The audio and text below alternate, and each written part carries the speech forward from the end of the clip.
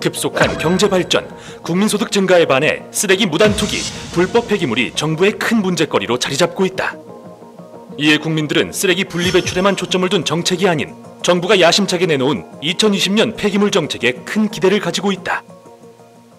우선 쓰레기 무단 배출 적발 시 적게는 3만 원에서 최대 100만 원까지 과태료가 부과되는데, 과태료 부과가 시행된 지 오래되었지만 여전히 불법 무단 투기가 성행하고 있다.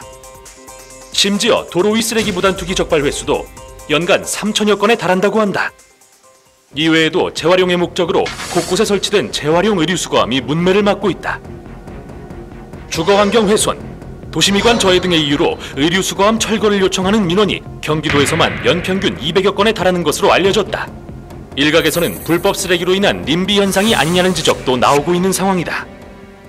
최근 농촌 곳곳 일명 쓰레기산으로 불리는 불법 폐기물로 인해 몸살을 앓자 이재명 경기도지사는 폐기물 불법 투기자를 현상 수배한다며 최대 1억 원의 포상금을 내걸었다. 도시는 물론 농촌까지 점령한 불법 폐기물.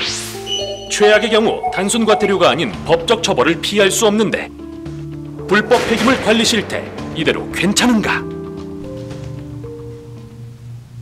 네, 오늘 주제는 불법 폐기물 관리 실태 이대로 괜찮은가라는 내용입니다.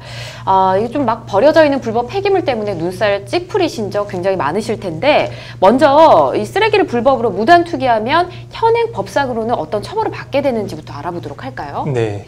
우선 과태료가 부과되고요. 과태료? 네. 위반 행위 횟수에 따라서 과태료가 과중되어서 부과되기도 합니다. 네.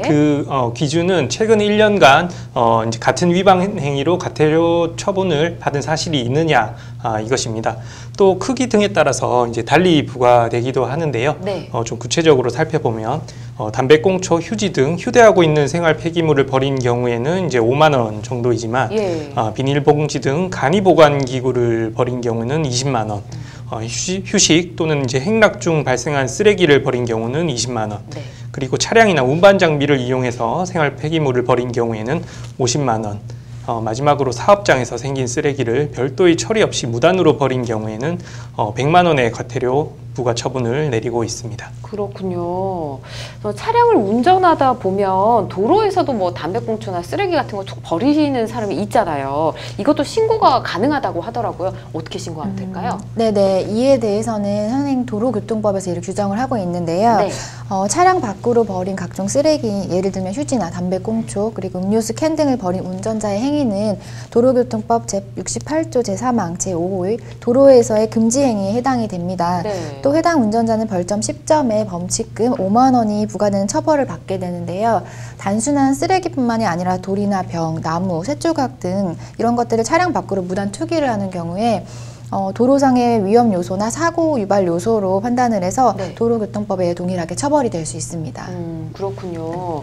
뭐 옛날보다는 이런 분들이 많이 좀 줄어들었다고 생각이 드는데 아직도 이러신 분이 있는 것 같네요. 이렇게 과태료가 부과될 수 있는 거 알아두시고요.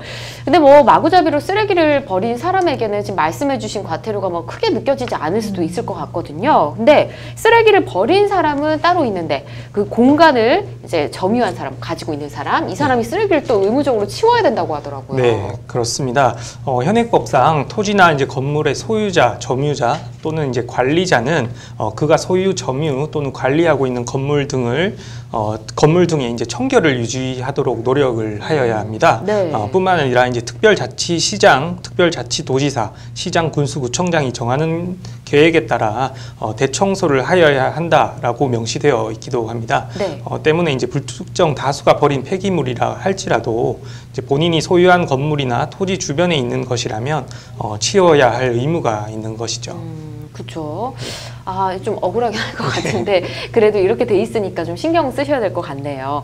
그리고 우리가 파파라치 얘기를 많이 하잖아요. 이 쓰레기 무단 투기를 신고해서 과태료를 받으려고 하는 사람을 스파라치라고 한다고 합니다. 근데 이 스파라치들이 불법 투기 신고를 하기 위해서 이렇게 불법 투기 하는 모습을 동영상으로 찍고 그 버린 사람을 이제 인적사항을 알아내야 되잖아요. 그래서 그 쓰레기를 좀 뒤져서 그 사람의 우편물 같은 걸 보고 개인 주소, 이름 이런 걸 좀 파악한다고 하는데 이 행위는 좀 문제가 있어 보이거든요. 네네. 우선 뭐 이런 정보를 취득한 다음에 불법적으로 활용하는 경우에는 또 법률적으로 문제가 생길 수는 있습니다. 네. 그런데 실질적으로는 개인정보를 파기하는 책임은 개인정보 처리자나 개인정보를 보유하고 있는 사람한테 사실상 있거든요. 네. 그러다 보니 개인정보를 파기하는 업체 등에서 이런 정보들을 제대로 파기하는 것도 되게 중요할 거라고 생각이 듭니다. 네. 알겠습니다. 그리고 또 이런 고질적인 문제를 해소하기 위해서 불법 폐기물 특별수사단이 생겼다고 하는데 이 특별수사단 어떤 일을 하는 건가요? 네, 우선 특별수사단은 이제 법무부 소속 파견 검사와 네. 환경사범을 수사는 이제 환경부 소속 특별사법 경찰관 등으로 구성되는데요.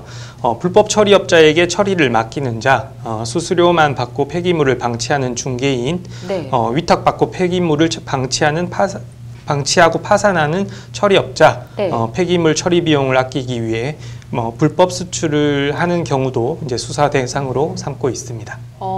이게 뭐 어디인가 앞에 불법 쓰레기를 버리는 걸 떠나서 쓰레기를 불법으로 또 수출을 한다고요? 네, 이게 또 가능한 건지도 궁금하고 또 처벌을 받을 수 있는 행위인 것 같거든요. 네네네. 우선 사업장 폐기물을 불법 투기하거나 소각하거나 매립하는 경우에는 7년 이하의 징역이나 7천만 원 이하의 벌금형에 처해질 수 있고요. 네. 허가받지 않고 폐기물을 수집, 운반, 처리한 사람은 5년 이하의 징역이나 5천만 원 이하의 벌금형이 내려질 수 있습니다.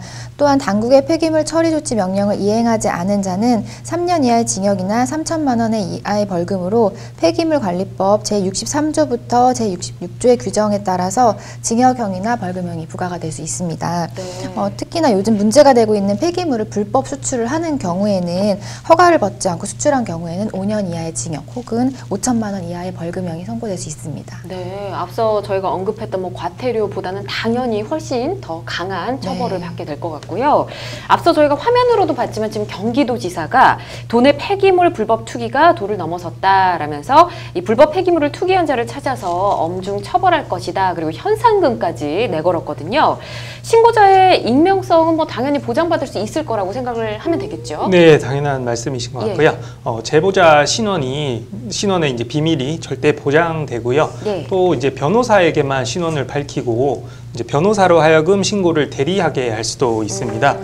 제보는 이제 경기도 자원순환과 시군 환경부서의 방문이나 우편 접수, 그리고 이제 경기도 공익제보 한라인 공정경기 2580을 통해서도 할 수 있고요.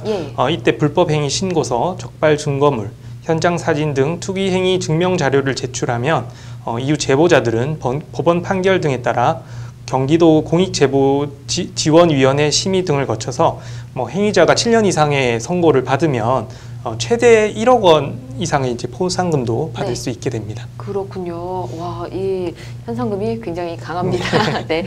우선 이렇게 여러 가지 사항을 알아봤습니다. 나와 우리 이웃을 위해서 쓰레기를 불법적으로 버리는 행위는 절대 해서는 안 되겠습니다. 자, 여러분께서는 지금 생방송 법률 상담 함께하고 계십니다.